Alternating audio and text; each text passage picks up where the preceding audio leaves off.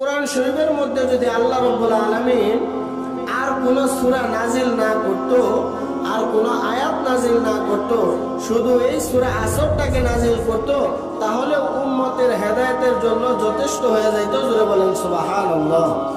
এইটা সাহাবীর একটা আমলের সাথে আমাদের আমলের মিল হয়ে গেছে।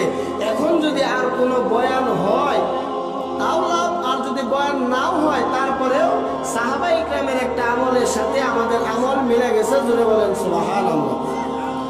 কারণ সাহাবা ইকরাম যখন একজন আরেকজনের সাথে দেখা হইতো, তারা একজন আরেকজনকে এই সূরা আসর তেলাওয়াত করে শোনায় দিত। জোরে বলেন সুবহানাল্লাহ।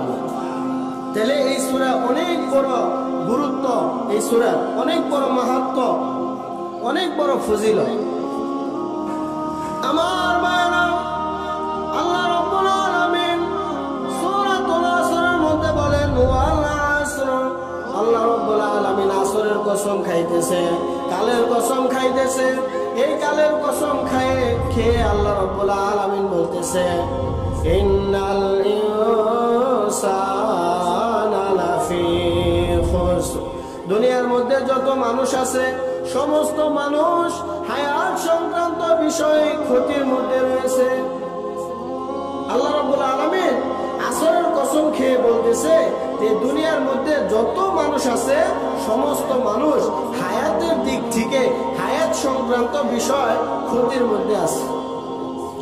এখন আসেন যে আল্লাহ রাব্বুল আলামিন এখানে আসরের কসম কেন খাইলেন? সময়ের কসম, কালের কসম আল্লাহ রাব্বুল আলামিন কেন খাইলেন?